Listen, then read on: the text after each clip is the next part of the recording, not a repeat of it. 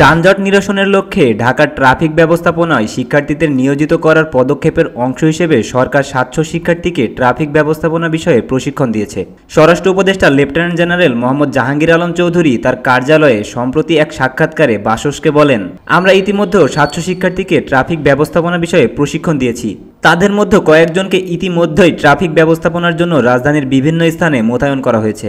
শিক্ষার্থীরা অবসর সময়ে খণ্ডকালীন চাকরি হিসেবে শহরের রাস্তায় ৪ ঘন্টা কাজ করবেন বলে জানান তিনি। ট্রাফিক ব্যবস্থাপনার জন্য শিক্ষার্থীরা সম্মানই পাবেন উল্লেখ করে স্বরাষ্ট্র উপদেষ্টা বলেন, আমরা ঢাকাকে পাইলট প্রকল্প হিসেবে নিয়েছি। রাস্তায় শিক্ষার্থীদের এই মোতায়েন যদি রাজধানীতে সঠিকভাবে কাজ করে তবে আমরা ট্রাফিক পরিচালনার জন্য অন্য শহরেও এমনটি করব। স্বরাষ্ট্র উপদেষ্টার কার্যালয়ে বাসসের সঙ্গে আলাপকালে জননিরাপত্তা বিভাগের সিনিয়র সচিব মোহাম্মদ আব্দুল মোমেন যানজট নিরসনে সড়ক বাড়ানোর উপর জোর দেন। তিনি বলেন, একটি শহরে ২৫% রাস্তা প্রয়োজন, কিন্তু ঢাকায় ৭.৫% বেশি রাস্তা নেই। এটা রাজধানীতে তীব্র যানজটের অন্যতম কারণ। প্রধান উপদেষ্টার কার্যালয় এর আগে রাজধানীর যানজট নিরসনে একটি কমিটি গঠন করে।